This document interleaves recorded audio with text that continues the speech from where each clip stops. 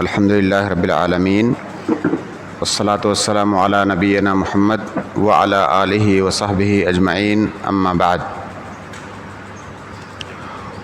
رب اشرح لی صدری ویسر لی امری واحلل عقدۃ من لسانی یفقہوا قولی۔ عزیز طلباء، شیخ الاسلام محمد بن عبد الوہاب رحمہ اللہ کی کتاب ہے شروط الصلاۃ۔ کتاب کا مکمل نام ہے شروط الصلاۃ و ارکانہا و واجباتہا۔ علماء کے اندر کچھ اصولی باتیں ہوں گی، اگر ان اصولی باتوں کو ہم پہلے ہی سمجھ لیں گے تو انشاءاللہ کتاب کے مسائل کو سمجھنا زیادہ آسان ہوگا۔ تو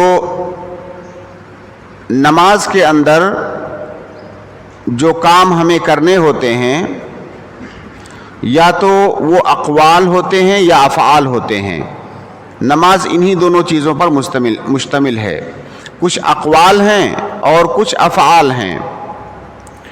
اور یہ جو اقوال اور افعال ہیں نماز کے اندر،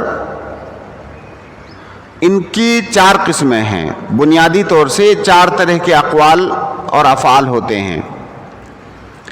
پہلی قسم ہے جس کو شرط کہتے ہیں، کچھ اقوال اور افعال شرط ہیں اور اس میں سے کچھ رکن ہیں اور کچھ واجب ہیں اور کچھ مستحب ہیں۔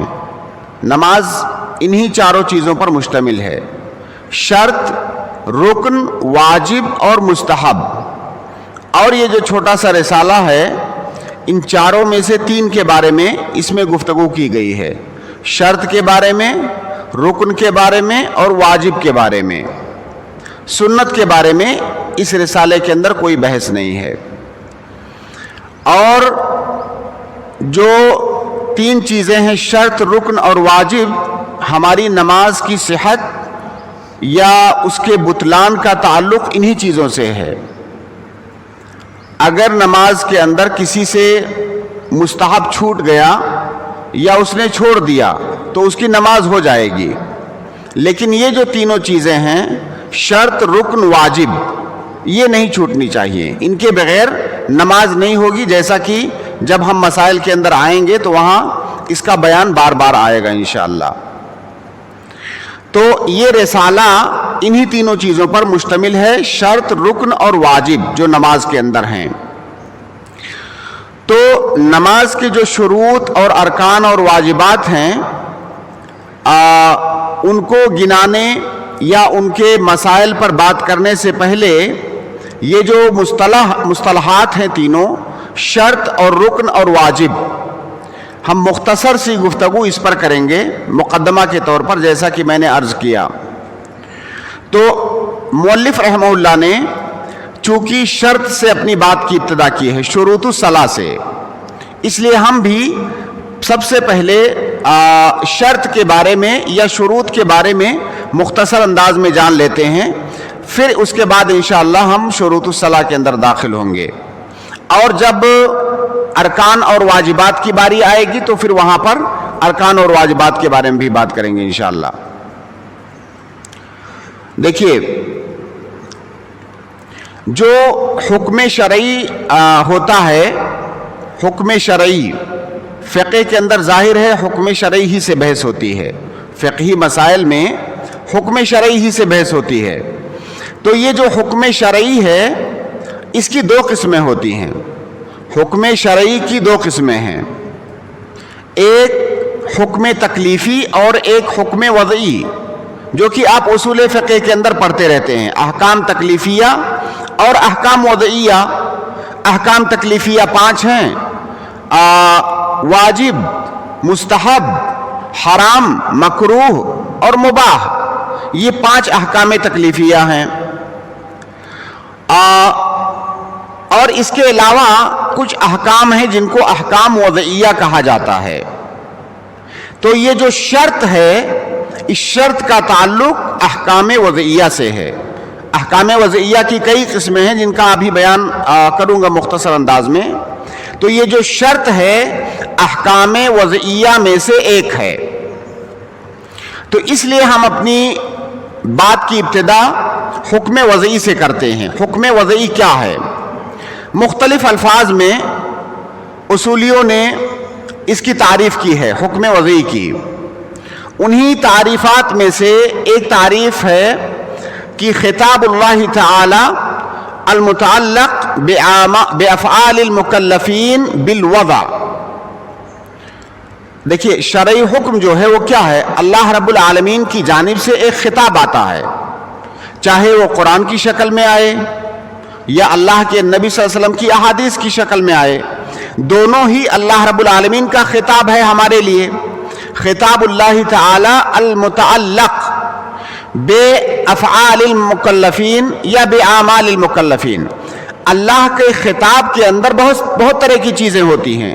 اللہ تعالیٰ کے خطاب میں عقیدے کی باتیں ہوتی ہیں، اللہ تعالیٰ کے خطاب میں گزشتہ قوموں کے واقعات ہوتے ہیں، اللہ تعالیٰ کے اسی خطاب میں کچھ باتیں ایسی ہوتی ہیں جن کا تعلق ہمارے اعمال سے ہوتا ہے، ہمارے افعال سے، ہمیں کیا کرنا ہے کیا نہیں کرنا ہے۔ اب جیسے گزشتہ قوموں کے جو واقعات ہیں اس میں ہمارے کرنے کی کوئی چیز نہیں ہے، ہمیں بس عبرت پکڑنا ہے اس سے۔ لیکن کچھ باتیں ایسی ہوتی ہیں جن کا تعلق ہمارے اعمال سے ہے کہ بندو تمہیں یہ کرنا ہے یہ نہیں کرنا ہے، تو اسی کو تعبیر کیا گیا خطاب اللہ تعالی المتعلق بافعال المکلفین بالوضع۔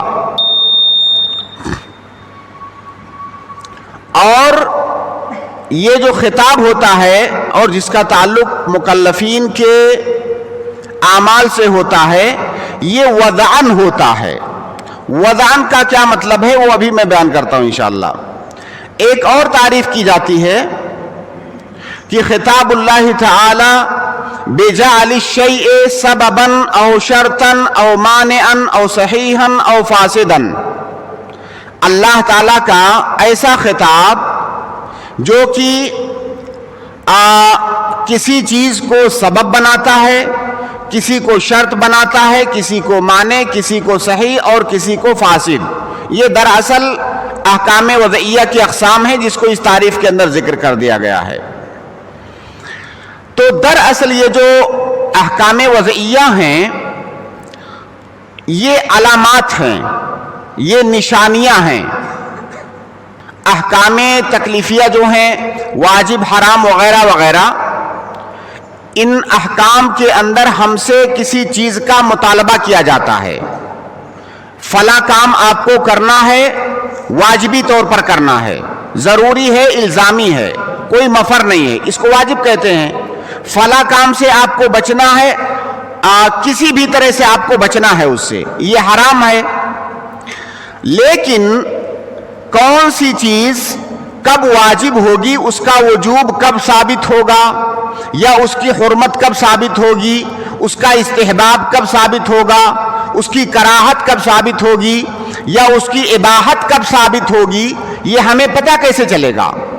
کچھ تو نشانی ہونی چاہیے، کچھ علامتیں ہونی چاہیے جن سے ہم کو پتہ چل جائے کہ ہاں یہ چیز اب ہمارے اوپر واجب ہو گئی، وجوب کا حکم ثابت ہو گیا یا حرمت کا حکم ثابت ہو گیا۔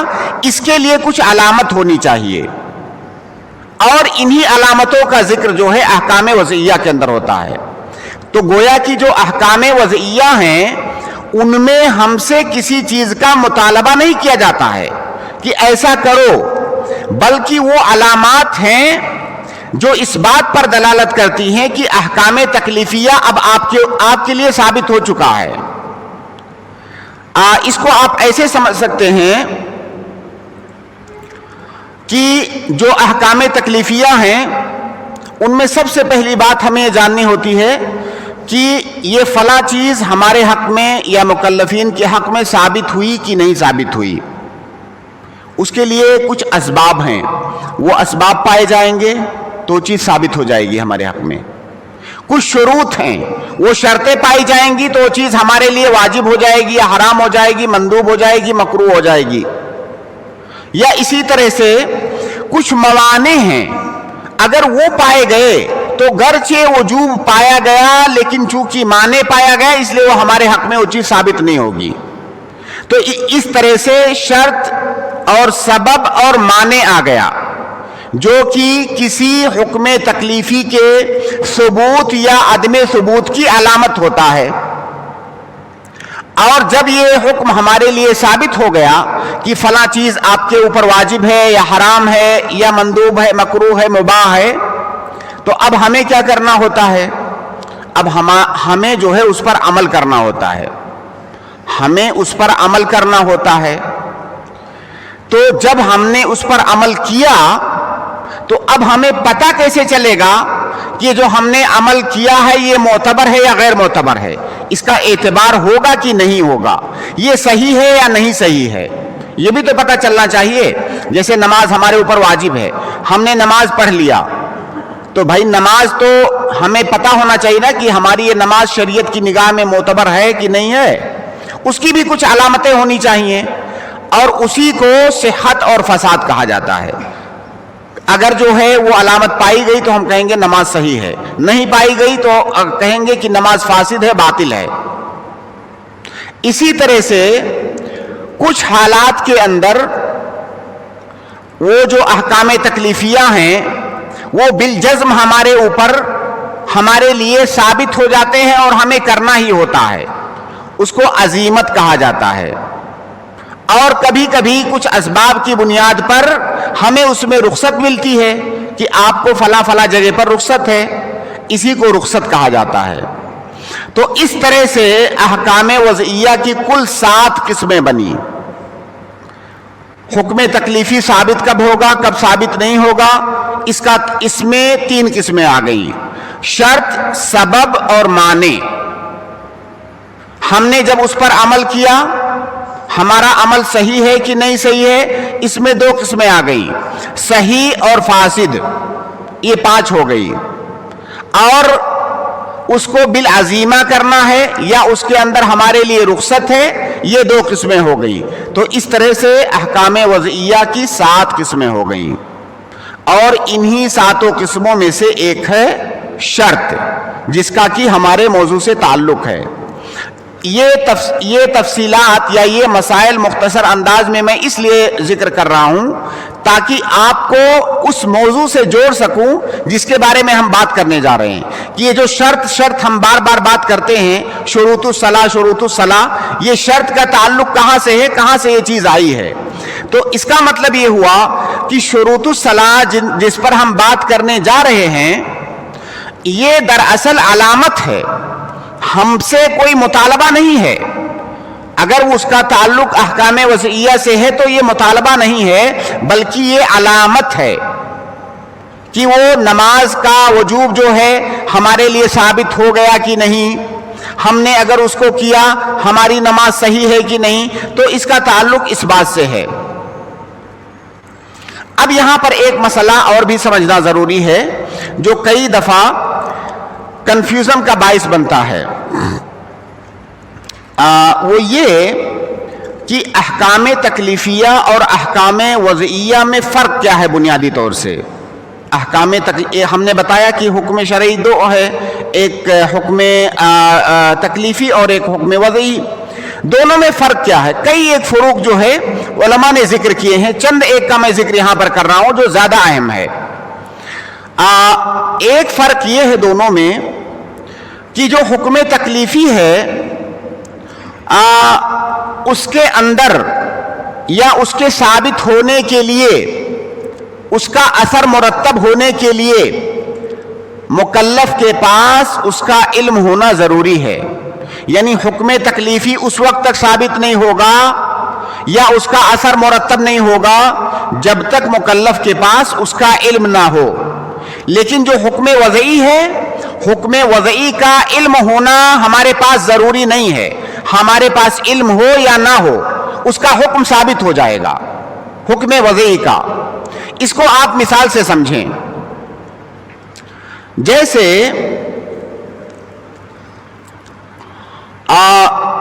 کسی آدمی کو فرض کر لیں، کسی انسان کو یہ پتہ نہیں ہے کہ نماز واجب ہے، اور اس نے نماز نہیں پڑھا تو کیا وہ آدمی گنہگار ہے؟ ہاں، وہ آدمی گنہگار نہیں ہے اگر اسے پتہ ہی نہیں، علم ہی نہیں ہے اس کے پاس کہ نماز واجب ہے۔ حالانکہ ایسا ہو نہیں سکتا ہے، یہ مثال میں اس لیے دے رہا ہوں کہ بالکل یہ سامنے کی مثال ہے۔ اسی طرح سے کوئی بھی واجبی حکم اگر مکلف کو یہ پتہ نہیں ہے کہ یہ فلاں چیز میرے اوپر واجب ہے اور اس نے نہیں کیا تو وہ گنہگار نہیں ہے، یا اس نے کوئی ایسا کام کر لیا جو دراصل حرام تھا لیکن اس کے پاس علم نہیں تھا، وہ جاہل تھا، اس نے کر لیا تو وہ گنہگار نہیں ہے۔ جیسے ابھی رمضان گزرا ہے، کوئی ایسا کام کر لیا روزے دار نے جس کے بارے میں اس کو یہ نہیں پتا ہے کہ اس کو کرنے سے ہمارا روزہ ٹوٹ جائے گا اور اس کو کرنا ہمارے لیے حرام ہے روزے کی حالت میں، اس نے کر لیا تو کیا گنہگار ہوگا؟ کیا اس کا روزہ ٹوٹ جائے گا؟ نہیں۔ حدیث معروف ہے کہ جو آدمی بھول کر کے کھا لے اس کا روزہ نہیں ٹوٹے گا اور نہ ہی وہ گنہگار ہوگا۔ اس کا مطلب حکم تکلیفی کا اثر مرتب ہونے کے لیے مکلف کے پاس اس کا علم ہونا یہ ضروری ہے، لیکن حکم وضعی کا اثر مرتب ہونے کے لیے مکلف کے پاس اس کا علم ہونا ضروری نہیں ہے۔ جیسے ایک مثال سے آپ سمجھیں اس کو، کوئی آدمی ہے جس نے کسی کا کوئی مال نقصان کر دیا، کسی کا کوئی نقصان کر دیا اور جان بوجھ کر کے نہیں کیا، غلطی سے ہو گیا، تو کیا ہم یہ کہیں گے کہ بھائی نقصان غلطی سے ہو گیا اس لیے آپ پر کچھ بھی واجب نہیں ہے؟ نہیں، ایسا نہیں کہیں گے، بلکہ ہم یہ کہیں گے کہ آپ کے اوپر گناہ تو نہیں ہے۔ دیکھیں، گناہ کا تعلق حکم تکلیفی سے ہے، حرام یا جائز یا واجب، اسی سے گناہ کا تعلق ہے، گناہ اور ثواب کا تعلق۔ ہم کہیں گے آپ کے اوپر گناہ نہیں ہے لیکن آپ کے اوپر ضمان واجب ہے، آپ نے اس کا نقصان کیا، گرچہ آپ کو نہیں پتا تھا، غلطی سے آپ نے کیا، لیکن آپ کے اوپر جرمانہ لگے گا، یا وہ جو چیز آپ نے نقصان کیا ہے اس کی بھرپائی آپ کو کرنی پڑے گی۔ اس کا تعلق سبب سے ہے، سبب یہ احکام وضعیہ میں سے ہے۔ تو گویا کہ کسی چیز کا نقصان کرنا یہ سبب ہے ضمان کا، اور اس کے لیے آپ کے پاس علم ہونا ضروری نہیں ہے۔ نقصان ہو گیا، آپ کو ضمان بھرنا پڑے گا، چاہے آپ کے پاس علم رہا ہو یا نہ رہا ہو۔ تو پہلا فرق دونوں میں کیا ہوا کہ حکم تکلیفی کا اثر مرتب ہونے کے لیے مکلف کے پاس اس کا علم ہونا یہ ضروری ہے، لیکن حکم وضعی کے لیے مکلف کے پاس اس کا علم ہونا یہ ضروری نہیں ہے۔ ایک اور مثال سے سمجھتے اس بات کو، کسی آدمی نے اپنی بیوی کو طلاق دیا، کسی آدمی نے اپنی بیوی کو طلاق دیا، اس کی بیوی کو اس کا علم نہیں ہوا، اکیلے میں بیٹھ کر کے اس نے کہا میں اپنی بیوی کو طلاق دیتا ہوں، یا کسی ایسی مجلس میں کہا جہاں اس کی بیوی نہیں ہے، اس نے کہا میں اپنی بیوی کو طلاق دیتا ہوں۔ اس کی بیوی کو اس بات کا کوئی علم نہیں ہے کہ میرے شوہر نے طلاق دے دیا ہے، اس کی بیوی کو ہفتہ 10 دن 15 دن 1 مہینے کے بعد پتا چلا کہ اس نے طلاق دے دیا ہے۔ کیا یہ طلاق واقع ہو جائے گی کہ نہیں ہوگی؟ ہاں مشائخ، یہ طلاق واقع ہو جائے گی۔ اس شوہر کا یہ بول دینا کہ میں نے اپنی بیوی کو طلاق دیا یہ سبب ہے اس عورت کے اپنے شوہر سے جدا ہو جانے کا، یہ سبب ہے، اور یہ سبب حکم وضعی ہے، اور اس کے لیے مکلف کے پاس اس کا علم ہونا ضروری نہیں ہے۔ اب اس عورت کے پاس اس کا علم ہونا ضروری نہیں ہے کہ شوہر نے طلاق دیا ہے، شوہر نے دیا، اس کے پاس چاہے علم ہو یا نہ ہو وہ طلاق واقع ہو جائے گی۔ اب آپ یہی سے سمجھیے کہ جب یہ مسئلہ ہم فقہ میں پڑھتے ہیں کہ کسی آدمی نے بیوی کو طلاق دیا، بیوی کو چاہے علم ہو یا نہ ہو طلاق واقع ہو جائے گی، اس کی وجہ کیا ہے؟ اس کی وجہ یہ مسئلہ ہے کیونکہ یہ شوہر کا یہ بول دینا کہ میں نے طلاق دیا اس کا تعلق سبب سے ہے، یہ سبب ہے شوہر اور بیوی کے جدا ہو جانے کا، اور سبب پایا گیا، اب مکلف کو چاہے علم ہو یا نہ ہو طلاق واقع ہو جائے گی۔ اسی کو ایک اور مثال سے سمجھیے، اسی طلاق کے باب میں ہی، جیسے کسی شوہر نے اپنی بیوی کو تیسری طلاق دیا، پہلی اور دوسری دے چکا تھا، تیسری طلاق اس نے دیا اور اس کو یہ نہیں پتا تھا کہ تیسری بار اگر طلاق دوں گا تو ہمیشہ کے لیے الگ ہو جائے گی، طلاق بائن بینونہ کبریٰ واقع ہو جائے گی، اس کو یہ نہیں پتا تھا۔ اب اس نے طلاق دے دیا، تیسری طلاق۔ جب اس کو بتایا گیا کہ اب تو تم رجوع نہیں کر سکتے تو کہہ رہا میرے پاس تو علم نہیں تھا اس کا۔ تو کیا علم نہ ہونا یہ عذر بنے گا یہاں پر؟ نہیں، تمہیں یہ تو پتا تھا نا کہ طلاق دینے سے بیوی الگ ہو جاتی ہے، تمہیں یہ صرف نہیں پتا تھا کہ یہ سبب ہے طلاق بائن کا۔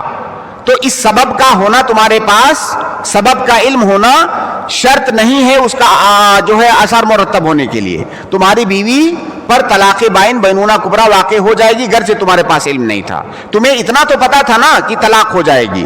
تو یہ جو ہے حکم وضعی کا علم ہونا یہ مکلف کے پاس یہ ضروری نہیں ہے اس کا اثر مرتب ہونے کے لیے۔ دوسرا ایک فرق ہے حکم تکلیفی اور حکم وضعی میں کہ حکم تکلیفی میں مکلف کے پاس اس کو کرنے کی قدرت ہونا ضروری ہے۔ حکم تکلیفی میں کسی بات کا مکلف بنایا جاتا ہے، یہ کرو یہ نہ کرو، یہ تمہارے لیے واجب ہے، تمہارے اوپر حرام ہے یا تمہارے لیے جائز ہے۔ تو اس میں کسی بات کا مکلف بنایا جاتا ہے، انسان کو کسی بات کا مکلف بنایا جاتا ہے۔ جس کام کا اسے مکلف بنایا جاتا ہے اس کام کے کرنے کی طاقت اور قدرت مکلف کے پاس ہونا ضروری ہے، تبھی وہ اس کا مکلف ہوگا۔ یہ حکم تکلیفی میں ہے۔ لیکن حکم وضعی کے اندر مکلف کے پاس قدرت اور طاقت کا ہونا یہ ضروری نہیں ہے۔ اللہ تعالیٰ قرآن میں کہتا ہے کہ لا یکلف اللہ نفسا الا وسعہا۔ کیا مطلب؟ جب آپ کے پاس طاقت ہوگی تبھی آپ کسی چیز کے مکلف بنائے جائیں گے، لیکن حکم وضعی کے اندر انسان کے پاس قدرت اور طاقت کا ہونا یہ ضروری نہیں ہے۔ کبھی اس کے پاس قدرت اور طاقت ہوگی اور کبھی نہیں ہوگی، یعنی ہو بھی سکتی ہے اور نہیں بھی ہو سکتی ہے۔ مثال سے سمجھیں، جیسے مثال کے طور پر نماز واجب ہونے کے لیے وقت کا داخل ہونا یہ ضروری ہے۔ جب وقت داخل ہو جائے گا تبھی تو نماز واجب ہوگی، ہمارے اوپر تبھی نماز واجب ہوگی۔ لیکن کیا وقت کا داخل کرنا ہماری قدرت میں ہے؟ تو دخول وقت الصلاۃ یہ شرط ہے نماز کے واجب ہونے کے لیے، جو کہ ہمارے قدرت کے اندر نہیں ہے۔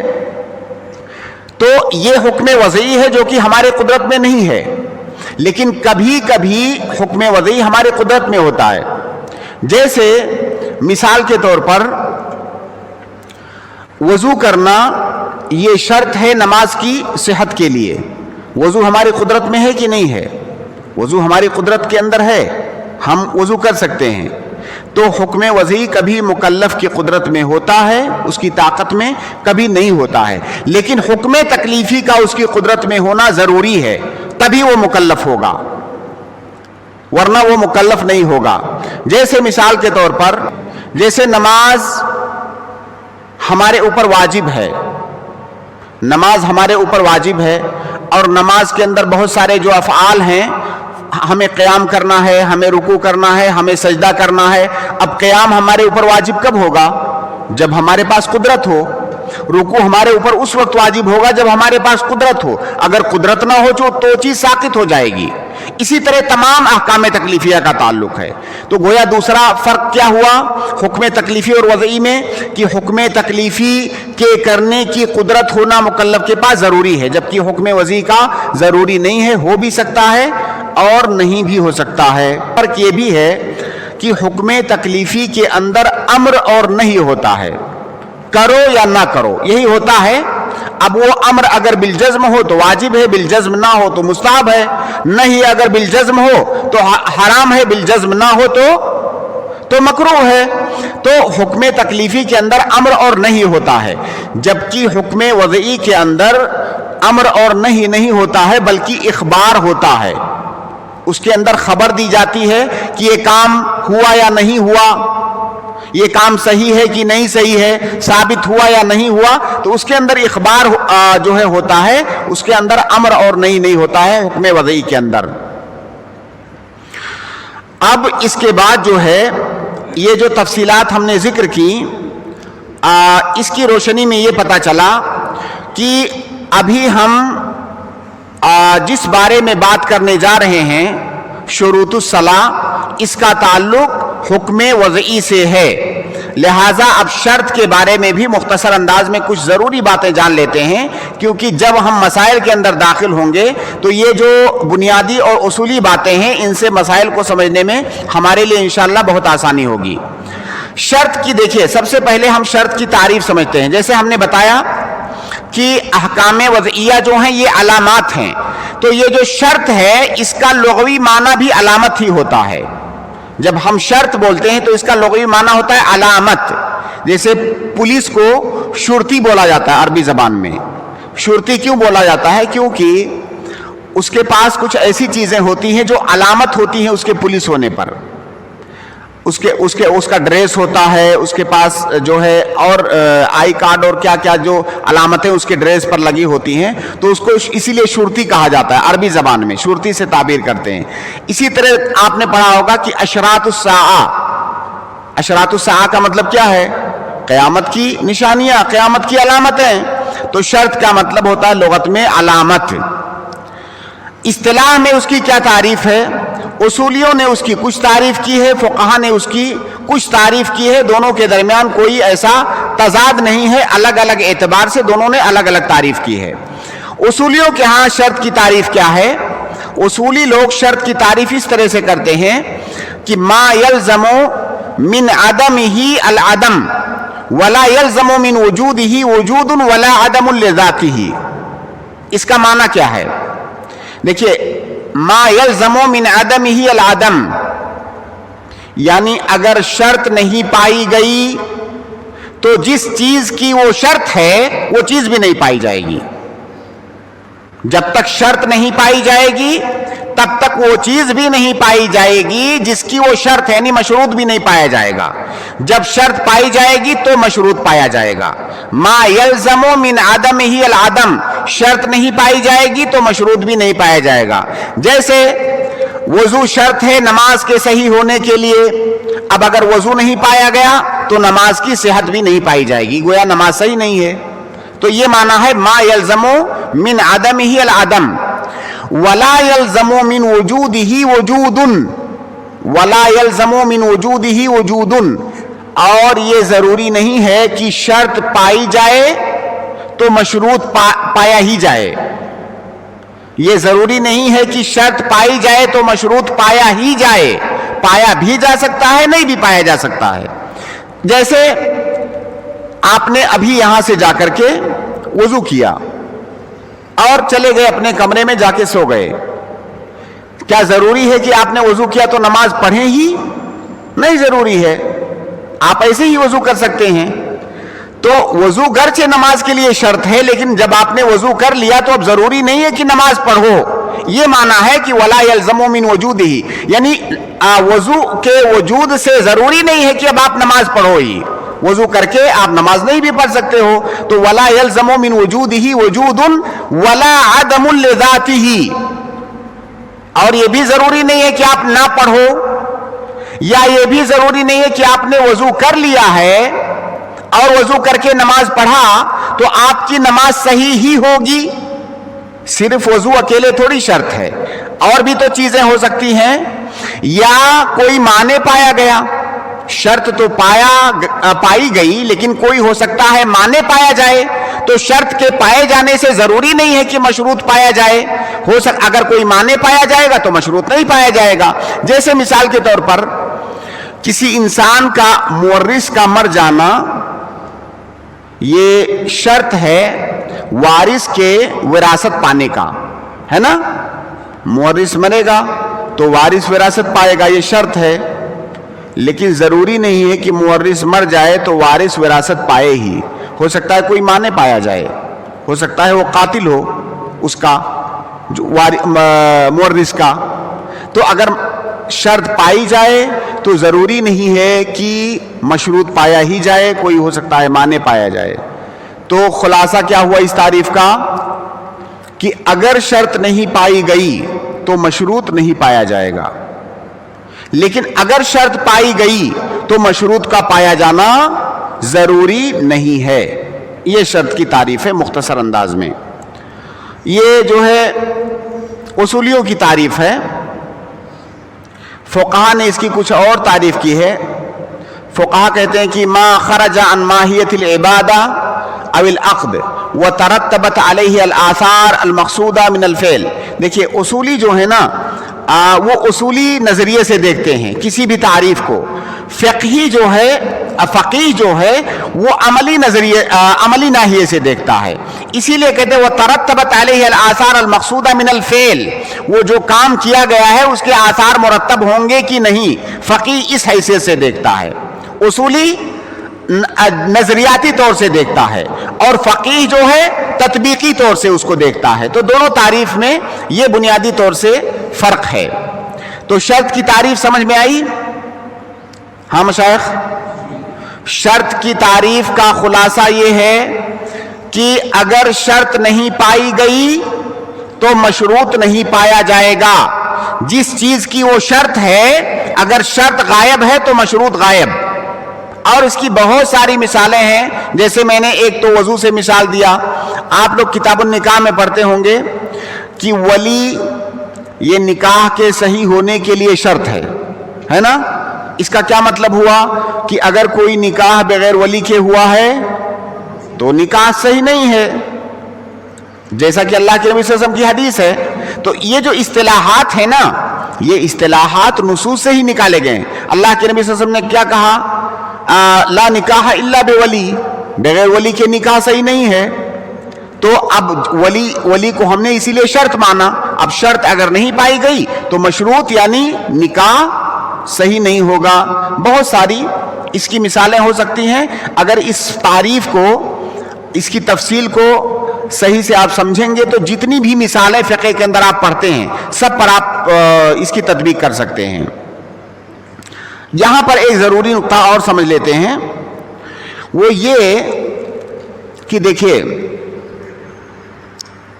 شرط کی تعریف سے واضح ہوا کہ شرط کا پایا جانا ضروری ہے، لیکن اسی طرح سے رکن کا بھی تو پایا جانا ضروری ہوتا ہے۔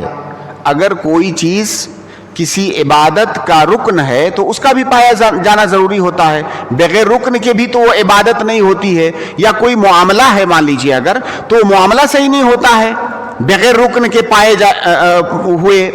اسی طرح واجب ہے، واجب کا پایا جانا بھی تو ضروری ہوتا ہے، تبھی تو عبادت صحیح ہوگی۔ تو پھر یہ شرط میں، رکن میں اور واجب میں فرق کیوں ہے؟ ہم الگ الگ تعبیر کیوں کرتے ہیں؟ تینوں چیزوں کا تو پایا جانا ضروری ہوتا ہے، شرط بھی ضروری ہے، واجب بھی ضروری ہے، رکن بھی ضروری ہے، تو اس کو الگ الگ بیان کرنے کی کیا ضرورت ہے؟ الگ الگ ضرورت اس لیے ہے کہ ان تینوں کے درمیان کچھ فروق ہیں۔ ٹھیک ہے، تینوں کے اندر سملر چیز یا مشترک چیز تو یہ ہے کہ تینوں کا پایا جانا ضروری ہے، لیکن ان تینوں کے درمیان کچھ فروق اور ڈفرینسز بھی ہیں۔ شرط جو ہے یہ کسی چیز کی ماہیت کا حصہ نہیں ہوتی ہے، جو مشروط ہے اس کی ماہیت کا حصہ نہیں ہوتی، یعنی اندر کی چیز نہیں ہوتی ہے، یہ باہر کی چیز ہوتی ہے۔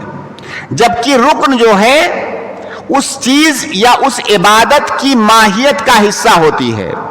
اس کو مثال سے آپ سمجھیں، جیسے وضو ہی کی مثال ہم لوگ لے لیتے ہیں، حالانکہ شرطیں تو اور بھی ہیں جو آگے آئیں گی۔ وضو کیا نماز کے اندر بناتے ہیں ہم؟ وضو بنا کر کے پھر نماز میں داخل ہوتے ہیں، تو نماز کے اندر کی چیز نہیں ہے، اس لیے ہم کہتے ہیں کہ وضو شرط ہے۔ ہاں، اسی طرح سے کپڑا پہننا یا شرمگاہ کو ڈھکنا نماز کی صحت کے لیے شرط ہے۔ تو کیا جب ہم نماز میں چلے جاتے ہیں تو پہنتے ہیں کپڑا؟ نماز کے اندر کی کیا چیز ہے وہ، یا نماز کے باہر کی چیز ہے؟ باہر کی چیز ہے وہ۔ تو شرط یہ مشروط کی ماہیت کا حصہ نہیں ہوتی ہے، بلکہ یہ کوئی باہر کی چیز ہوتی ہے، خارج کی چیز، جبکہ رکن یہ اندر کی چیز ہوتی ہے۔ رکن یہ اندر کی چیز ہوتی ہے. جیسے قیام کرنا نماز کے اندر یہ رکن ہے, یہ کوئی باہر کی چیز تھوڑی ہے. تو ہم نماز کے اندر جو ہے قیام کرتے ہیں. رکوع کرنا یہ رکن ہے, نماز کے اندر ہم رکوع کرتے ہیں. اسی طرح سے تمام ارکان جن کا ذکر بعد میں آئے گا تو وہاں سمجھ میں آئے گی بات کہ ارکان یہ اس کی ماہیت کا حصہ ہے, شرط یہ کوئی باہر کی چیز ہے. اسی لیے آپ دیکھیں گے کہ اس بات کو لے کر فقہا کے درمیان اختلاف ہے کہ کیا نیت یہ شرط ہے نماز کے لیے یا نیت یہ رکن ہے نماز کے لیے. اب حنابلہ کہتے ہیں کہ نیت یہ شرط ہے, شافعیہ کہتے ہیں نیت یہ نماز کے لیے رکن ہے. کیوں دونوں کے یہاں اختلاف ہے؟ یہ حنابلہ کہتے ہیں کہ دیکھیے نیت جب ہم نماز میں داخل ہونے لگتے ہیں تب ہم نیت کرتے ہیں. نماز میں داخل ہونے کے بعد اندر نماز کی نیت نہیں کرتے ہیں, نماز کے باہر ہی نیت کر کے تبھی تو داخل ہوتے ہیں. تو یہ باہر کی چیز ہے اس لیے شرط ہے. اور شافعیہ کہتے ہیں کہ وہ نیت کا پایا جانا آخر تک ضروری ہے, وہ نماز کے اندر بھی اس کا پایا جانا ضروری ہے, اس لیے یہ رکن ہے. تو بہرحال جو نتیجہ ہے دونوں کے درمیان نتیجے میں کوئی اختلاف نہیں ہے. تو یہ اختلاف گویا کہ ایک طرح سے لفظی اختلاف ہے, نتیجہ دونوں کا ایک ہے. لیکن یہ فقط یہ سمجھنے کے لیے کہ شرط یہ باہر کی چیز خارج کی چیز ہوتی ہے اور رکن یہ اندر کی چیز ہوتی ہے. واجب کیا ہے؟ واجب کا کرنا بھی ضروری ہے جیسے شرط اور رکن کا. لیکن رکن میں اور واجب میں یا شرط میں بنیادی فرق یہ ہے کہ اگر کوئی انسان نماز کے اندر کوئی رکن چھوڑ دے, ہم چونکہ نماز کا مسئلہ چل رہا ہے اس لیے بار بار نماز کا ذکر کر رہے ہیں, ورنہ رکن تو دوسری عبادتوں کے اندر بھی ہوتا ہے. اگر کوئی انسان رکن چھوڑ دے تو وہ عبادت نہیں ہوگی. اس رکن کو چاہے جان بوجھ کر کے چھوڑا ہو یا غلطی سے چھوٹ گیا ہو, نماز میں آپ کا کوئی رکن چھوٹ گیا آپ کی وہ نماز نہیں ہوگی, چاہے غلطی سے ہی چھوٹا ہو. لیکن واجب جو ہے, واجب اگر جان بوجھ کے آپ نے چھوڑا تو آپ کی نماز نہیں ہوگی. لیکن اگر واجب غلطی سے چھوٹ گیا تو آپ کی نماز ہو جائے گی, لیکن آپ کو سجدے سہو کرنا ہوگا, یعنی سجدے سہو سے اس کا انجبار ہو جائے گا. تو یہ فرق ہوا رکن اور واجب میں, جبکہ کرنے میں دونوں برابر ہیں کہ وہ بھی کرنا ضروری ہے وہ بھی کرنا ضروری ہے. لیکن اگر رکن چھوٹ گیا تو نماز نہیں ہوگی سرے سے, چاہے غلطی سے چھوٹا ہو یا جان بوجھ کر. رکن چھوٹا غلطی سے تو نماز ہو جائے, واجب چھوٹا غلطی سے نماز ہو جائے گی, سجدے سہو کرنا ہوگا. لیکن جان بوجھ کر کے چھوٹا تو نماز نہیں ہوگی. شرط کا کیا مسئلہ ہے؟ شرط جو ہے ابھی آگے اس کا ذکر آئے گا کہ شرط دو طرح کی ہوتی ہیں, ایک شرط وجودی اور ایک شرط عدمی. شرط وجودی اگر نماز کے اندر چھوٹی تو چاہے جان بوجھ کر کے چھوٹے یا غلطی سے چھوٹے نماز نہیں ہوگی. اور شرط عدمی اگر نماز کے اندر چھوٹ جائے جان بوجھ کر کے تو آپ کی نماز نہیں ہوگی, لیکن اگر غلطی سے چھوٹ جائے تو آپ کی نماز ہو جائے گی. ابھی اس کا بیان انشاءاللہ مثال کے ساتھ آگے کرتا ہوں مختصر انداز میں. تو یہ پہلا فرق ہوا شرط رکن اور واجب میں. شرط اور رکن کے درمیان ایک اور فرق ہے. آپ ملاحظہ کریں گے کہ جو شرط ہوتی ہے اس کا ابتدا سے لے کر کے, نماز کی ابتدا سے لے کر کے انتہا تک کانٹینیو اس کا پایا جانا ضروری ہے. جیسے وضو ہے, آپ نے شروع میں کیا, نماز کے آخر تک آپ کا وضو برقرار رہنا ضروری ہے کہ نہیں؟ ضروری ہے. آپ نے نیت کیا, نیت کا آخر تک برقرار ہونا ضروری ہے کہ نہیں؟ آپ تجدید نہیں کریں گے بار بار کہ نماز کے اندر بار بار وضو کی تجدید کرنی ہے. وضو آپ نے کر لیا, اب آخر تک باوضو رہنا ضروری ہے.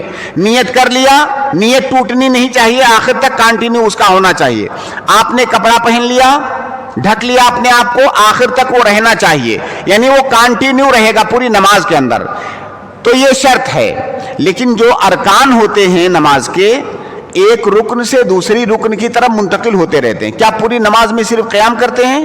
نہیں, آپ نے قیام کیا, تھوڑی دیر بعد رکوع میں چلے گئے, اب گویا کہ قیام یہاں پہ ختم ہو گیا, دوسرے رکن میں داخل ہو گئے.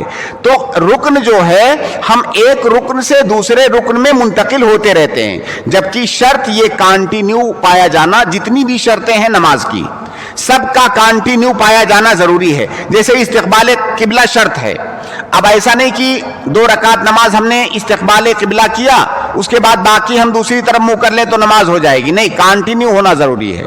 تو یہ ایک فرق ہے دونوں میں بنیادی طور سے. ایک مسئلہ یہاں پر اور سمجھ لیں کہ ہم یہ جو نماز کے شروط کی بات کرنے جا رہے ہیں اس کو شرط شرعی کہتے ہیں. شرط کی ایک اور بھی قسم ہوتی ہے, شرط جعلی. شرط کی 2 قسمیں ہوتی ہیں, شرط شرعی اور شرط جعلی. جتنی بھی باتیں ہم اس کتاب میں کریں گے ان سب کا تعلق شرط شرعی سے ہے. شرط شرعی کیا ہے, شرط جعلی کیا ہے, اس کو بھی مختصر سمجھ لیں. اور آپ یہ یاد رکھیں کہ یہ اصولی باتیں جو ہم کرنے کی کوشش کر رہے ہیں اس کا فائدہ ایسا نہیں ہے کہ صرف اس کتاب میں آپ کو ملنے والا ہے. یہ باتیں آپ کو ہر اس جگہ پر فائدہ دیں گی جہاں پر شروط یا ارکان یا واجبات کی بات آئے گی. اور ظاہر ہے یہ بات عبادت کی تمام اقسام میں آتی ہیں یا معاملات کی اقسام میں بھی آتی ہیں. تو اس لیے ان اصول کا ضبط کرنا یہ بہت ضروری ہے, ہر جگہ اس کی ضرورت پڑے گی. تو شرط 2 طرح کی ہوتی ہیں, ایک شرط شرعی اور ایک شرط جعلی. ہماری گفتگو اس کتاب میں شرط شرعی سے ہوگی, لیکن دونوں کو بھی ہم سمجھ لیتے ہیں. شرط شرعی کیا ہے؟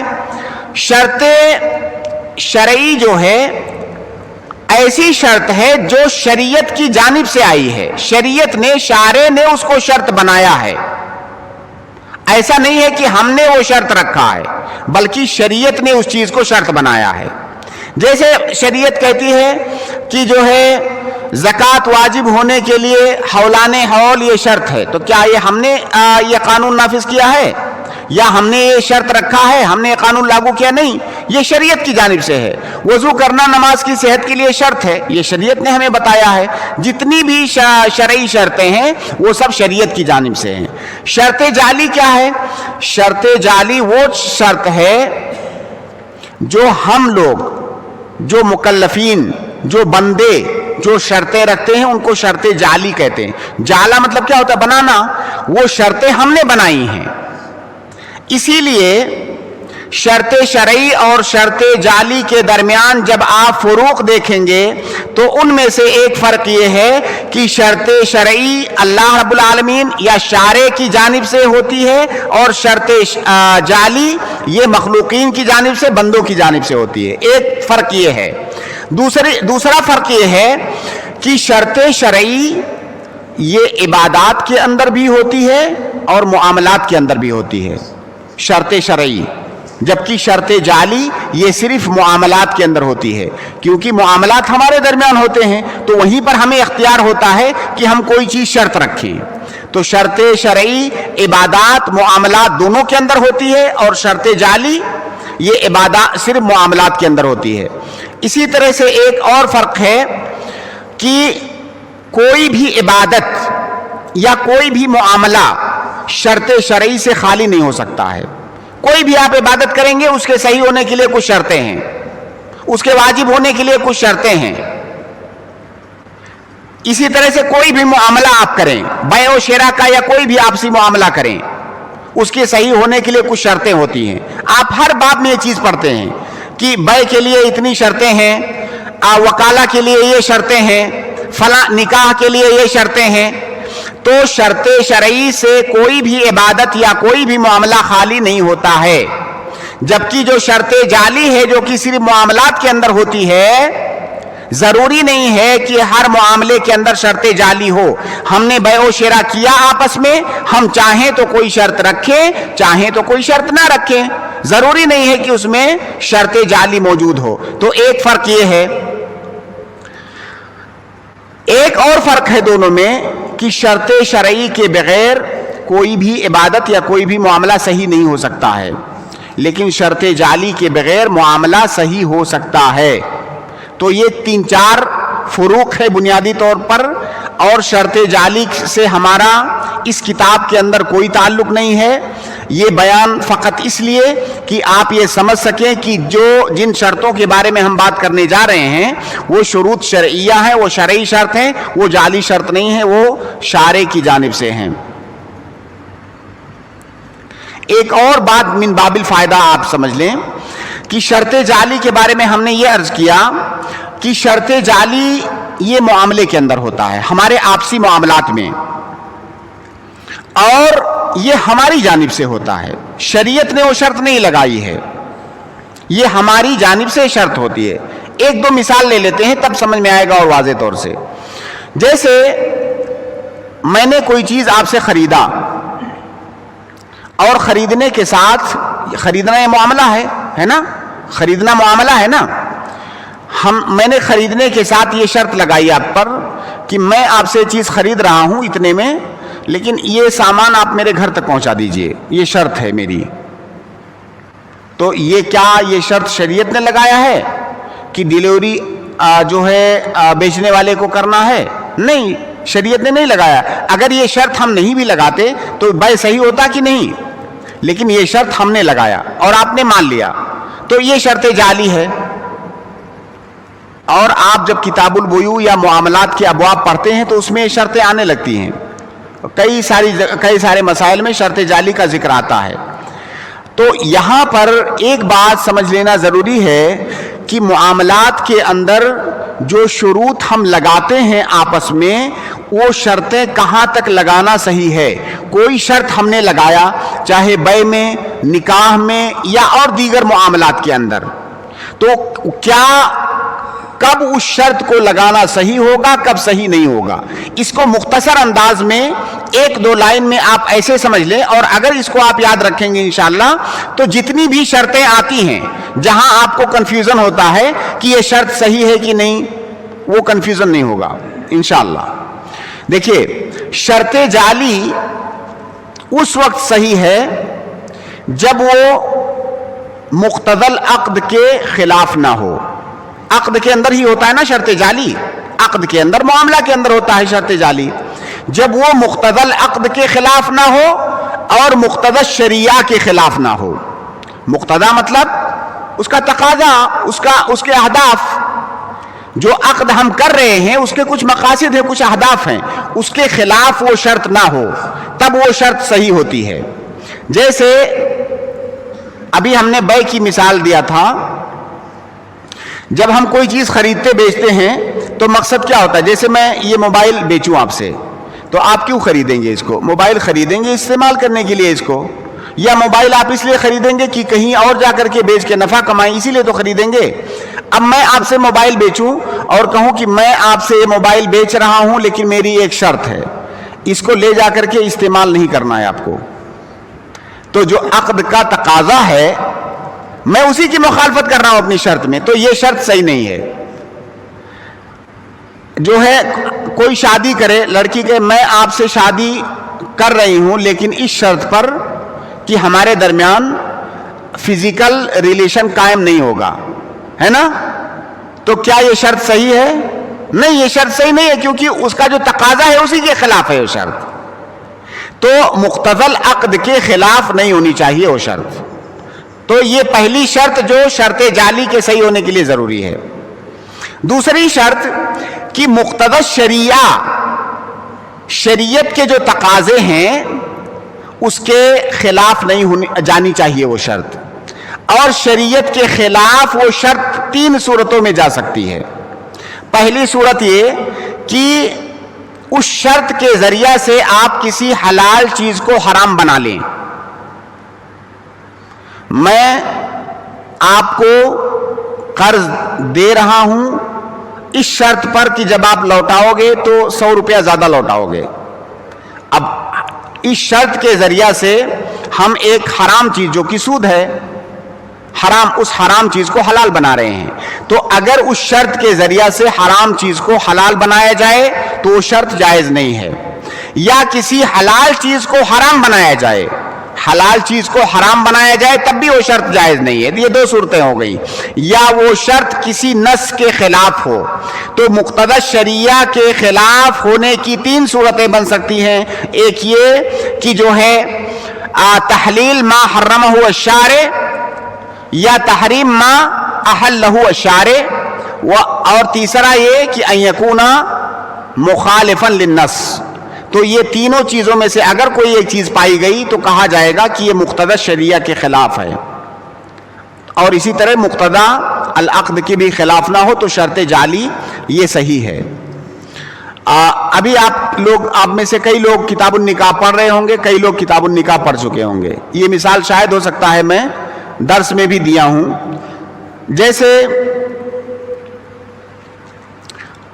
شادی ہو رہی ہے، کوئی عورت نے شرط رکھا کہ کہا کہ میں شادی کے لیے تو راضی ہوں لیکن میری ایک شرط ہے. کیا شرط ہے؟ کہ آپ دوسری شادی نہیں کرو گے، یہ میری شرط ہے. اب یہ شرط اللہ تعالیٰ نے تو نہیں رکھا ہے، ہم لوگ رکھ رہے ہیں آپس میں، ہے نا؟ تو کیا شرط شرعی ہوگا کہ شرط جعلی ہوگا؟ شرط جعلی ہے. اب کیا یہ صحیح ہے ایسا شرط رکھنا؟ اگر ہم کہیں گے صحیح ہے، اس کا مطلب پھر بعد میں اس کے مطابق عمل بھی کرنا ہوگا، اس کو پوری بھی کرنا ہوگا، ہے نا؟ اگر شوہر نے مان لیا کہ ہاں ٹھیک ہے مجھے شرط منظور ہے تو بعد میں اس کو عمل بھی کرنا ہوگا اس پر.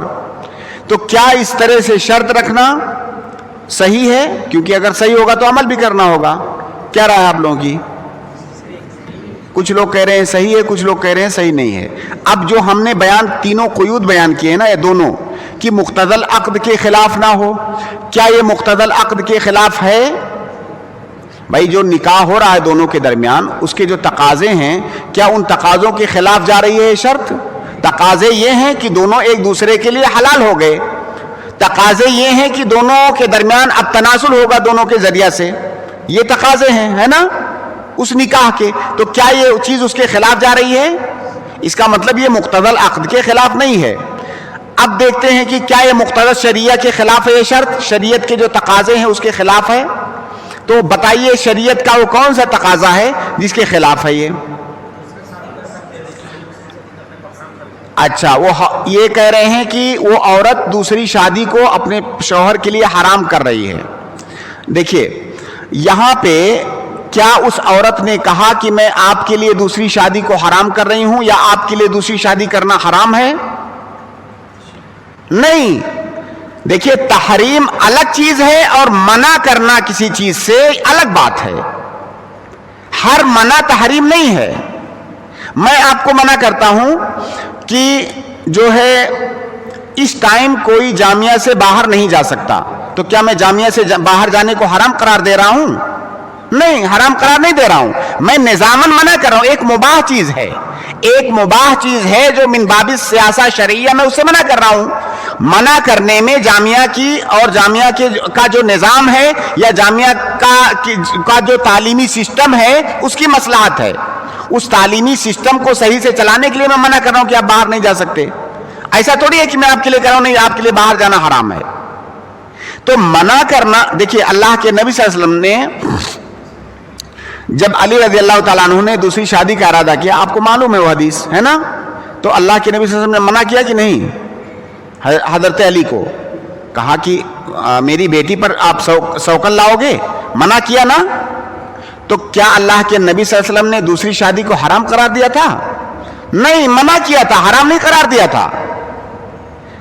آپ جو ہے اپنی بیٹی کی شادی کر رہے ہو کسی سے، آپ اس سے کہہ سکتے ہو کہ آپ سوکن نہیں لاؤ گے، آپ حرام نہیں قرار دے رہے ہو، آپ کی بیٹی کی مصلحت میں ہے وہ چیز، آپ اس لیے منع کر رہے ہو. تو یہاں پر اس عورت کی مصلحت میں ہے سوکن نہ لانا، اپنی مصلحت کا مطالبہ کر رہی ہے، وہ حرام نہیں قرار دے رہی ہے. اگر وہ کہتی کہ حرام اس شرط پر کہ آپ اپنے اوپر حرام کر لو گے تب غلط ہوتا. حرام وہ قرار نہیں دے رہی، وہ منع کر رہی ہے جو کہ اس کی اپنے مصلحت میں ہے. ٹھیک ہے. دیکھیے ایک اور یہاں پر نقطہ سمجھیں تو یہ اشکال نہیں آئے گا جو ان کو آیا کہ شرط جعلی کے صحیح ہونے کی ایک علامت ہے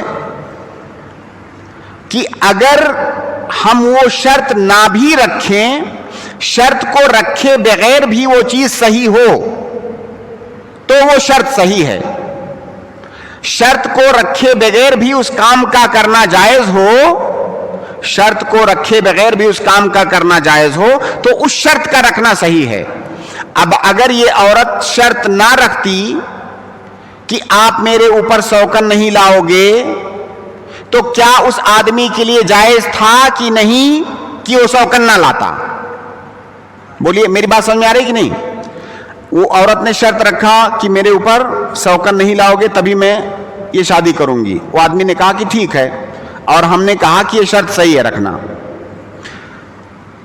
اب اگر وہ عورت شرط نہ رکھتی تو کیا اس آدمی کے لیے سوکن لانا ضروری ہو جاتا؟ سوکن نہ لانا جائز ہوتا نا. تو شرط جعلی کے صحیح ہونے کی ایک بڑی پہچان یہ ہے کہ شرط نہ رکھنے کی صورت میں اس کام کا کرنا جائز ہو, تو لہذا شرط رکھنے کی صورت میں بھی وہ شرط صحیح ہوگی. سمجھ میں آئی بات یا نہیں مشائخ؟ جیسے جو پہلی مثال میں نے دی تھی کہ میں یہ سامان آپ سے بیچ رہا ہوں اس شرط پر کہ آپ اس کی ڈلیوری میرے گھر تک کرو گے, یہ شرط صحیح ہے نا. اگر میں یہ شرط نہیں رکھتا, اس کے بعد بے جو ہے مکمل ہو جاتی اور آپ سامنے سے کہتے کہ بھائی چلو میں گھر تک پہنچا دیتا ہوں, تو کیا آپ کا پہنچانا صحیح ہوتا کہ نہیں ہوتا؟ ہوتا صحیح. اس کا مطلب اس شرط رکھنا بھی صحیح ہے. تو یہ ایک بڑی پہچان ہے. تو اس کی بنیاد پر اس عورت کا یہ شرط رکھنا صحیح ہے. ہاں اگر وہ حرام قرار دے رہی ہے تو صحیح نہیں ہوگا. شرط جعلی سمجھ میں آیا؟ جبکہ ہم اس کتاب میں شرط جعلی پر بحث نہیں کرنے والے ہیں, ہماری بحث کا موضوع ہے شرط شرعی. شرط شرعی کی 3 قسمیں ہیں. ہم نے شرط کو 2 قسموں میں تقسیم کیا, شرط شرعی, شرط جعلی. اور اب شرط شرعی کی 3 قسمیں ہیں. ایک ہے شرط وجوب, ایک ہے شرط صحت, ایک ہے شرط اجزاء. شرط وجوب, شرط صحت, شرط اجزاء, ان تینوں کو مختصر انداز میں سمجھ لیں. شرط وجوب کیا ہے؟ شرط وجوب وہ ایسی شرط ہے, هو الشرط الذي يكون الانسان مكلفا بوجوده ولا يؤمر الانسان بتحصيله سواء كان تحت قدرته ام لا. شرط وجوب ایسی شرط ہے جس کے پائے جانے کا انسان مکلف ہوتا ہے کہ اس کا پایا جانا ضروری ہے, لیکن اس مکلف سے, اس انسان سے یہ نہیں کہا جاتا ہے کہ یہ شرط کو آپ پیدا کرو. اس شرط کا پایا جانا ضروری ہے کہ وہ ہوگا تبھی وہ چیز ہوگی, لیکن اس مکلف سے نہیں کہا جائے گا کہ آپ کہیں سے کھینچ کے پکڑ کر کے اس شرط کو لاؤ. اس سے اس کا مطالبہ نہیں کیا جاتا ہے. بس شرط یہ ہے کہ وہ چیز پائی جائے, وہ شرط پائی جائے. تو مکلف, جس کام کا ہم کو مکلف کیا گیا ہے اس کام کے لیے اس شرط کا پایا جانا یہ ضروری ہے, لیکن ہم سے یہ مطالبہ نہیں شریعت کر رہی ہے کہ اس شرط کو آپ پیدا کرو یا لاؤ اس شرط کو. اور شرط وجوب چاہے ہماری قدرت میں ہو یا ہماری قدرت میں نہ ہو. مثال سے تعریف سمجھ میں آئے گی. 2-3 مثالیں لیتے ہیں. جیسے نماز ظہر کے واجب ہونے کے لیے زوال شرط ہے کہ نہیں؟ زوال سے پہلے نماز پڑھ لیں گے تو نماز ہوگی؟ نہیں ہوگی. گویا کہ نماز ظہر کے واجب ہونے کے لیے زوال شرط ہے, لیکن کیا ہم سے یہ مطالبہ کیا گیا ہے کہ زوال لاؤ؟ ہاں نہیں. اور کیا زوال کا لا پانا ہماری قدرت میں ہے؟ نہیں. لیکن زوال اگر نہیں پایا جائے گا تو نماز آپ کی صحیح نہیں ہوگی. یہ شرط وجوب ہے. جیسے رمضان کے مہینے کا داخل ہونا, یہ روزہ واجب ہونے کے لیے شرط ہے نا, لیکن کیا ہم سے مطالبہ کیا جاتا ہے کہ کسی طرح سے لاؤ رمضان, یا رمضان کو لا پانا ہماری قدرت میں ہے؟ نہیں. لیکن رمضان اگر نہیں, رمضان کا مہینہ داخل نہیں ہوگا تو روزہ واجب نہیں ہوگا. اسی طرح سے زکوٰۃ کی میں نے ابھی تھوڑی دیر پہلے مثال دیا تھا کہ حولان حول یہ شرط ہے زکوٰۃ واجب ہونے کے لیے. حولان حول سال گزرنا. لیکن کیا کہا گیا ہے کہ سال کسی طرح گزارو؟ نہیں، جب گزرے گا تو واجب ہو جائے گی، اور اس کا گزارنا ہمارے بس میں بھی نہیں ہے، سال کا لا پانا. تو ہمیں جو ہے اس کو لانے کا مکلف نہیں کیا گیا ہے، اور اس پر کبھی ہماری قدرت ہوتی ہے کبھی نہیں. قدرت نہیں ہوتی ہے، اس کی 2-3 مثالیں میں نے دیا. کبھی کبھی ہماری قدرت ہوتی بھی ہے اس پر. جیسے مثال کے طور پر عورت کا حیض اور نفاس سے پاک ہونا یہ نماز کے وجوب کے لیے شرط ہے عورت کے اوپر، ہے نا؟ حیض و نفاس سے پاک ہونا نماز واجب ہونے کے لیے شرط ہے کہ نہیں؟ عورت کے اوپر شرط ہے. وہ عورت کیا اس کے بس میں ہے پاک ہونا یا نہیں؟ ہاں، اس کے اندر دونوں چیزیں ہیں. کیا دوائی کھا کر کے روک سکتی ہے کہ نہیں؟ وہ یہ الگ بات ہے کہ روکنا اس کے لیے درست ہے کہ نہیں. صحیح بات یہ ہے کہ اگر اس کے لیے نقصان دہ نہیں ہے، مضر نہیں ہے تو جائز ہے، اور اگر مضر ہے تو جائز نہیں ہے. وہ ہماری بحث اس سے ابھی نہیں ہے. ہماری بحث اس بات سے ہے کہ کیا وہ عورت قدرت رکھتی ہے کہ نہیں. کبھی قدرت رکھتی ہے کبھی نہیں رکھتی ہے، اس پر وہ قدرت رکھتی ہے. لیکن کیا اسے کہا گیا ہے کہ دوائی کھا کر کے روکو اور نماز پڑھو؟ یہ نہیں کہا گیا ہے. اسی طرح سے جیسے حج واجب ہونے کے لیے مالی استطاعت ضروری ہے، تبھی تو حج واجب ہوگا. ہاں، اور کیا مال جمع کر پانا ہماری قدرت میں ہے کہ نہیں ہے؟ ہے ہماری قدرت میں. لیکن کیا ہم سے کہا گیا ہے کہ مال اکٹھا کرو، جوڑ جوڑ کے رکھو تاکہ حج واجب ہو جائے تمہارے اوپر؟ نہیں کہا گیا ہے ہم سے. تو مال جوڑ جوڑ کے رکھنا اس کا مطالبہ ہم سے نہیں کیا گیا ہے. تو شرط وجوب کے پائے جانے کا مطالبہ کیا ہی نہیں جاتا ہے. کبھی وہ ہماری قدرت میں وہ چیز ہوتی ہے، کبھی نہیں ہوتی ہے. چاہے قدرت میں ہو یا نہ ہو، ہر صورت میں شرط وجوب کا مطالبہ مکلف سے نہیں کیا جاتا ہے. اس سے کس بات کا مطالبہ ہوتا ہے؟ صرف اس بات کا کہ جب وہ چیز پائی جائے گی تبھی وہ آپ کی عبادت صحیح ہوگی. اگر نہیں پائی گئی تو آپ کی عبادت صحیح نہیں ہے. لیکن اس کو لانے کا مطالبہ مکلف سے نہیں کیا جاتا ہے شرط وجوب کا. اور یہ جو شرط وجوب ہے جو ہم نے شروع میں ذکر کیا کہ احکام تکلیفی، حکم کی 2 قسمیں ہیں، حکم تکلیفی اور حکم وضعی. تو شرط وجوب جو ہے یہی حکم وضعی ہے. شرط وجوب یہی حکم وضعی ہے. ہم نے بتایا تھا حکم وضعی میں کہ اس کے کرنے کا مطالبہ انسان سے نہیں ہوتا ہے. اس میں خبر ہوتی ہے، امر اور نہیں ہوتا ہے. اس کے کرنے کا مطالبہ نہیں کیا جاتا ہے. اس لیے شرط وجوب کا تعلق حکم وضعی سے ہے. شرط صحت. شرط صحت کیا ہے؟ شرط صحت کا مطلب یہ ہے ما جعلہ الشرع سببا فی حصول الاعتداد بالفعل وصحته ویؤمر الانسان بتحصیلہ.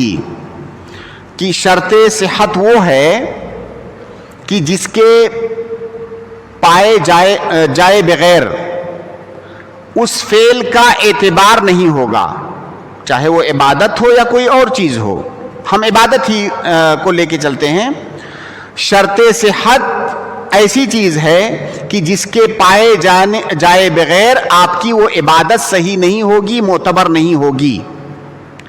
اور شرط صحت کو کرنے کا حکم ہوتا ہے مکلف کو. شرط وجوب میں ہم نے کیا کہا تھا کہ اس کے پائے جانے کے آپ مکلف نہیں کہ آپ لاؤ اس کو، لیکن شرط صحت کے کرنے کا حکم دیا جاتا ہے آپ کو. اسی لیے شرط صحت کا تعلق کس سے ہے؟ حکم وضعی یا تکلیفی سے؟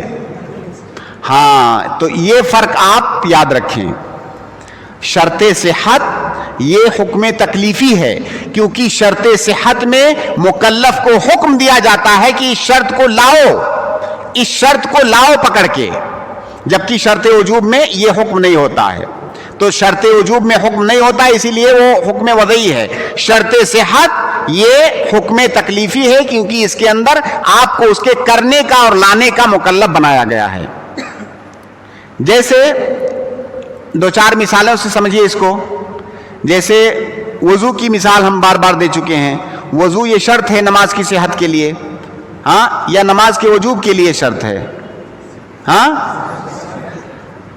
ایسا تھوڑی کہ آپ وضو نہیں بناؤ گے تو نماز واجب نہیں ہوگی. نماز واجب ہو چکی ہے، آپ چاہے وضو بناؤ چاہے نہ بناؤ.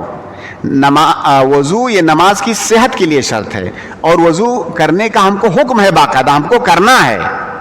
نہیں کریں گے تو پھر نماز آپ کی صحیح نہیں ہوگی. تو یہ شرط صحت ہے، تو اس کے کرنے کا حکم دیا گیا ہے، اور ظاہر کرنے کا حکم اسی چیز کا دیا جائے گا جو آپ کے قدرت میں ہو. تو گویا کہ شرط صحت ہمیشہ آپ کی قدرت کے اندر وہ چیز ہوتی ہے. اسی طرح سے ستر العورہ یہ شرط صحت ہے نماز کے اندر. آپ ستر العورہ کرو یا نہ کرو، نماز واجب ہو چکی ہے، لیکن اگر نہیں کرو گے، اس کے بغیر نماز پڑھو گے تو آپ کی نماز صحیح نہیں ہوگی. استقبال قبلہ، اس کو بھی آپ ایسے سمجھو. ایسا نہیں ہے کہ قبلہ رخ کھڑے ہوگے تبھی نماز واجب ہوگی. نماز واجب ہو چکی ہے، تو یہ شرط وجوب نہیں ہے، شرط صحت ہے. اگر قبلہ رخ ہو کر کے نماز نہیں پڑھو گے تو نماز نہیں ہوگی. اسلام لانا یہ شرط صحت ہے حج کے لیے. اگر بغیر اسلام لائے ہوئے آپ نے حج کر لیا تو آپ کا حج صحیح نہیں ہے. لیکن کیا یہ شرط وجوب ہے کہ نہیں؟ یہ شرط وجوب بھی ہے. اس کا ذکر آگے انشاءاللہ آئے گا. کچھ شرطیں ایسی ہوتی ہیں، یہی ابھی شروط الصلاح جو جس کی شرح ہم کرنے والے ہیں انشاءاللہ اگلے ہفتے سے، اس کے اندر بھی کچھ شرطیں آپ کو ایسی ملیں گی جو شرط وجوب بھی ہیں، شرط صحت بھی ہیں. کچھ شرطیں ایسی ملیں گی جو صرف شرط صحت ہیں. اسی لیے دونوں کو سمجھنا ضروری ہے، اور ہر شرط پر جب ہم پہنچیں گے شرح میں تو وہاں ہم بتائیں گے کہ کیا یہ شرط وجوب ہے، یا شرط وجوب اور شرط صحت دونوں ہے، یا یہ شرط صحت ہے. اس کی نشاندہی انشاءاللہ وہاں پر ہم کرتے رہیں گے. خلاصہ یہ ہوا کہ شرط وجوب کا تعلق کس سے ہے؟ شرط وجوب کا تعلق حکم تکلیفی سے کون کہہ رہا ہے؟ حکم وضعی سے ہے، کیونکہ شرط وجوب کا مطالبہ ہم سے نہیں کیا جاتا، اس کی ایجاد کا مطالبہ نہیں کیا جاتا ہے. اور شرط صحت کا تعلق حکم تکلیفی سے ہے، کیونکہ اس کے کرنے کا ہم کو حکم دیا جاتا ہے. تو یہ دونوں میں فرق ہو گیا. شرط اجزا کیا ہے؟ شرط اجزا مختصر انداز میں اس کو ایسے سمجھیں کہ ہوا ما سقط به الواجب ولا يطالب المکلف بالاعادہ. شرط اجزا اگر پائی جا رہی ہے آپ کی عبادت میں، آپ نے عبادت کیا، شرط اجزا پائی گئی، تو اب اس عبادت کا جو وجوب تھا آپ کے اوپر وہ ساقط ہو گیا. اب دوبارہ آپ سے نہیں کہا جائے گا کہ چلو پھر کرو. نماز آپ نے پڑھ لیا تمام شرطوں کے ساتھ، نماز آپ کی صحیح ہو گئی، اب نماز کا جو وجوب تھا وہ ساقط ہو گیا. اب دوبارہ نہیں کہا جائے گا کہ چلو فجر کی نماز پھر سے پڑھو. اور اگر شرط اجزا نہ پائی جائے تو پھر آپ سے دوبارہ مطالبہ کیا جائے گا. جیسے مثال سے ایک سمجھیں، کوئی چھوٹا بچہ ہے، اگر وہ حج کرے، اس کے والدین اس کو حج پہ لے جائیں، تو کیا اس کا حج صحیح ہے کہ نہیں؟ اس کا حج صحیح ہے. لیکن کیا یہ حج کافی ہے حجۃ الاسلام کے لیے؟ جب وہ بڑا ہوگا تو دوبارہ اس سے کہا، اگر وہ مستطیع رہے گا تو دوبارہ اس سے کہا جائے گا کہ آپ پھر سے حج کرو. وہ حج آپ کے لیے کافی نہیں تھا. تو گویا کہ بلوغ یہ شرط اجزا ہے. اس طرح جہاں پر بھی آپ شرط اجزا پڑھیں تو آپ یہ سمجھ جائیں کہ ہو سکتا ہے آپ کی عبادت صحیح تو ہو لیکن وہ مجزی نہ ہو، تو اس کو کہا جاتا ہے شرط اجزا. اب ایک آخری بات سمجھ کر کے ہم انشاءاللہ اپنی بات یہاں پر ختم کرتے ہیں. اور یہ تمام چیزیں جن کا ذکر ابھی کیا جا رہا ہے، ان میں سے بیشتر کا ذکر انشاءاللہ جب ہم شرح شروع کریں گے کتاب میں تو جگہ جگہ آئے گی، تو وہاں پر ہم کو بار بار تفصیل نہیں کرنا پڑے گا. دیکھیے، شرط وجوب، شرط صحت اور شرط اجزا ہم نے جان لیا، ٹھیک ہے. اب شرط صحت جو ہے، شرط صحت کی دو قسمیں ہیں، جس کی طرف ابھی تھوڑی دیر پہلے بھی میں نے اشارہ کیا تھا. شرط صحت کی دو قسمیں ہیں. ایک ہے شرط ایجابی یا وجودی بھی اس کو کہا جاتا ہے، شرط وجودی، اور ایک ہے شرط عدمی. شرط وجودی کا مطلب کیا ہوتا ہے؟ ایسی شرط جس کا پایا جانا ضروری ہے. یا آپ اس سے بھی آسان لفظوں میں ایسے سمجھیں کہ ایسی شرط جس کے کرنے کا آپ کو حکم دیا گیا، جس میں کسی کام کے کرنے کا حکم دیا جائے، وہ شرط وجودی ہے. اور شرط عدمی کیا ہے؟ جس میں کسی کام سے اجتناب کرنے کا حکم دیا گیا ہو. وجودی میں کسی کام کو کرنے کا حکم دیا گیا ہے، اور عدمی میں کسی کام سے بچنے کا اور اجتناب کا حکم دیا گیا ہے. یہ شرط وجودی اور شرط عدمی ہے. شرط وجودی نماز کے اندر جیسے آپ کو کہا گیا ہے کہ وضو بناؤ. اگر نماز آپ کے اوپر واجب ہو چکی ہے، نماز پڑھنے جا رہے ہو تو وضو بناؤ. کیا کسی کام سے بچنے کا حکم دیا گیا ہے یا کرنے کا؟ کرنے کا. اس کا مطلب وضو یہ شرط عدمی ہے، وجودی ہے. قبلہ کا استقبال کرو، کرنے کا حکم دیا گیا ہے یا بچنے کا کسی چیز سے؟ کرنے کا. اس کا مطلب یہ شرط وجودی ہے. دوسرے باب سے اگر آپ مثال لینے کی کوشش کریں، دوسرے کسی باب سے، اگر آپ کسی جانور کو ذبح کر رہے ہو تو بسم اللہ کر کے ذبح کرو. کیا کسی کام سے اجتناب کا حکم دیا جا رہا ہے یا کسی کام کو کرنے کا؟ کرنے کا حکم دیا جا رہا ہے. اس کا مطلب تسمیہ علی الذبیحہ شرط وجودی ہے. شرط عدمی وہ شرط ہے جس میں کسی کام سے اجتناب کا حکم آپ کو دیا گیا ہے. جیسے جب نماز پڑھنے جا رہے ہو تو آپ کے کپڑے پر، بدن پر اور اس جگہ پر جہاں آپ نماز پڑھ رہے ہو کوئی نجاست نہیں پائی جانی چاہیے. وہ نجاست سے بچو. ہاں، یہاں کرنے کا حکم دیا گیا ہے یا بچنے کا؟ نجاست سے بچنے کا حکم دیا گیا ہے. اس لیے ایک شرط کیسی ہوئی؟ شرط وجودی آدمی. یہ شرط آدمی ہوئی، یعنی الطہارۃ من النجس یہ شرط آدمی ہے، اور الطہارۃ من الحدث یہ شرط وجودی ہے. یہ فقہ میں آپ پڑھے ہوں گے، پہلا باب ہے الطہارہ. تو الطہارہ من الحدث یہ شرط وجودی ہے، الطہارہ من النجس یہ شرط آدمی ہے. اور بہت ساری اس کی مثالیں ہو سکتی ہیں. دونوں میں فرق کیا ہے؟ دونوں کے حکم میں کیا فرق ہے؟ ٹھیک ہے، ہم نے دونوں کی تصویر یا دونوں کی شکل میں، دونوں کی تعریف میں تو فرق سمجھ لیا، لیکن تطبیق میں جب ہم اس کو احکام پر اپلائی کریں گے تو وہاں پر فرق کیا ہوگا؟ بہت ضروری اور بنیادی فرق ہے، جس سے کئی سارے لوگ کئی سارے مسئلوں میں غلطی کر بیٹھتے ہیں. دیکھیے، شرط وجودی جو ہے یا شرط ایجابی جس کو ہم کہہ رہے ہیں، شرط وجودی کو اگر ہم نے چھوڑ دیا یا ہم سے چھوٹ گیا، چاہے ہم جان بوجھ کر کے چھوڑیں یا غلطی سے چھوٹ جائے شرط وجودی، تو ہماری وہ عبادت صحیح نہیں ہوگی. اور شرط آدمی کا کیا مسئلہ ہے کہ جان بوجھ کر کے چھوڑے تب تو عبادت نہیں ہوگی، لیکن اگر غلطی سے، جہالت سے، بھول کر کے ہم سے وہ شرط چھوٹ گئی تو ہماری عبادت ہو جائے گی. بڑا فرق ہوا نا دونوں؟ یہ بڑا فرق ہوا نا دونوں کے درمیان؟ بہت بڑا فرق ہے کہ شرط وجودی میں معاف نہیں ہے کسی بھی طرح، ہر صورت میں ہونا ہی چاہیے. غلطی سے چھوٹ گیا تو عبادت نہیں ہوگی، پھر دہرانا پڑے گا. شرط آدمی اگر غلطی سے چھوٹ جائے تو دہرانا نہیں ہے، عبادت ہو گئی. تو جیسے آپ نے نماز پڑھا، غلطی سے آپ وضو نہیں بنائے، بھول گئے، نماز جب ختم کر لیے تو یاد آیا کہ ارے میں تو وضو ہی نہیں بنایا، تو کیا آپ کی نماز ہو گئی؟ نہیں ہوئی. جائیے وضو بنائیے، پھر سے نماز پڑھیے.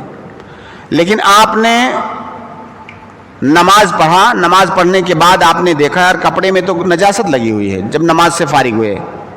اب کیا آپ کی نماز ہو گئی کہ نہیں؟ ہو گئی نماز آپ کی. آپ کو کیونکہ آپ نے جان بوجھ کر کے نہیں، ہاں جان اگر نماز پڑھنے سے پہلے دیکھ لیا ہوتا آپ نے کہ نجاست لگی ہوئی ہے، پھر بھی آپ پڑھ لیتے تو وہ نہیں ہوتی آپ کی نماز. لیکن آپ کو پتہ نہیں تھا، اس لیے آپ کی نماز ہو گئی. اور اس کی سب سے بڑی دلیل اللہ کے نبی صلی اللہ علیہ وسلم کی وہ حدیث ہے جس میں واقعہ ہے کہ جوتے میں نجاست لگی ہوئی تھی. اللہ کے نبی صلی اللہ علیہ وسلم نماز پڑھ رہے تھے، آپ کو پتہ نہیں تھا، اچانک جوتا نکال دیے نماز میں، صحابہ کرام نے بھی نکال دیا. آخر میں آپ نے صحابہ کرام سے جب پوچھا کہ آپ لوگوں نے کیوں جوتا نکال دیا، تو صحابہ نے بتایا کہ ہم نے آپ کو دیکھا اس لیے ہم نے بھی نکال دیا. تو نبی صلی اللہ علیہ وسلم نے کہا کہ میرے جوتے میں نجاست لگی ہوئی تھی, مجھے اس کا علم نہیں تھا, فرشتے نے مجھے آ کے بتایا تو میں نے نماز میں اس کو فوراً نکال دیا. اب دیکھیں, نجاست کے باب میں اجتناب کا حکم دیا گیا ہے, کسی کام کے کرنے کا نہیں, کسی کام سے بچنے, اس نجاست سے اجتناب کا. میں نے اس کو نکال دیا تو کیا اللہ کے نبی صلی اللہ علیہ وسلم نے اس نماز کو دہرایا؟ ظاہر ہے نکالنے تک کچھ نماز کا حصہ تو گزر چکا ہوگا نا, تو کیا آپ نے اس کو دہرایا؟ نہیں دہرایا.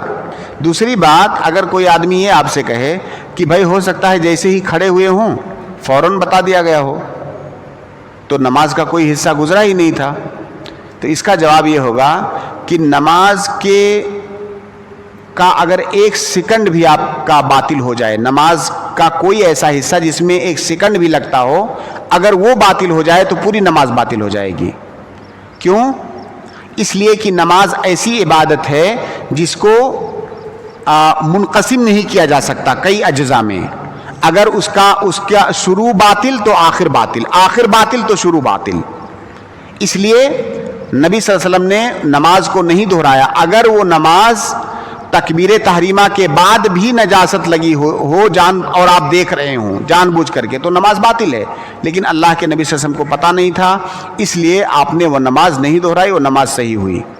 لیکن اگر شرط وجودی چھوٹ جائے غلطی سے بھی تو آپ کی نماز نہیں ہوگی. جیسے نبی صلی اللہ علیہ وسلم کی حدیث ہے کہ لا صلاۃ لمن احدث حتی یتوضا, جو آدمی محدث ہے اس کی نماز نہیں ہوگی جب تک وہ وضو نہ کر لے. یہاں پر مطلق ہے, ایسا نہیں کہ غلطی سے ہو جائے تو اس کا الگ حکم ہے, جان بوجھ کر کے ہو تو الگ حکم ہے. اگر وضو نہیں ہے تو آپ کی نماز نہیں ہوگی. گویا کہ یہاں پر آپ کو ایک اصول اور قاعدہ پتہ چلا کہ من ترک شرطا وجودیا فلا تصح صلاته سواء ترکه عمدا او نسیانا, ومن ترک شرطا عدمیا فإن تركه تعمدا فصلاته لا تصح وإن تركه سهوا فصلاته صحیحہ. اب اور یہ صرف نماز کے باب میں نہیں ہے, کسی بھی باب میں آپ جاؤ گے, جیسے میں نے ذبیحہ سے مثال دی تھی, اب وہاں ذبیحہ کے باب میں یہ مسئلہ آپ پڑھیں گے کتاب الذبائح میں کہ تسمیہ واجب ہے کہ نہیں. پہلے تو اسی میں اختلاف ہے کہ تسمیہ واجب ہے کہ نہیں. پھر اس کے بعد اس بات میں اختلاف ہے کہ اگر کوئی غلطی سے تسمیہ بھول جائے ذبیحہ پر تو کیا وہ ذبیحہ کھانا جائز ہوگا کہ نہیں. اب اگر یہ اصول آپ کو یاد ہے تو آپ فوراً وہاں پر حکم لگا سکتے ہیں کہ تسمیہ یہ شرط وجودی ہے, اس کا مطلب غلطی سے بھی بھول گئے تو وہ ذبیحہ حرام ہے, میتہ ہے, نہیں کھا سکتے. تو اصولوں کا فائدہ اور قواعد کا فائدہ یہ ہوتا ہے کہ ایک آپ نے اصل یاد کیا, ایک قاعدہ یاد کیا تو اس سے سینکڑوں مسائل آپ کے حل ہو جائیں گے اگر اس قاعدے کا استحضار ہے آپ کے پاس. تو یہ جو شروط الصلاح بھی ہم پڑھیں گے اس میں کچھ چیزیں وجودی رہیں گی, کچھ عدمی رہیں گی. اسی طرح سے کچھ شروط ایسے ہیں جو شرط وجوب اور صحہ دونوں ہیں, کچھ ایسے ہیں جو صرف شرط صحہ ہیں. تو یہ جو تفصیلات ابھی ہم نے ذکر کی, اگر ان کا استحضار ہمیں رہے گا تو مسائل کو سمجھنے میں انشاءاللہ آسانی ہوگی.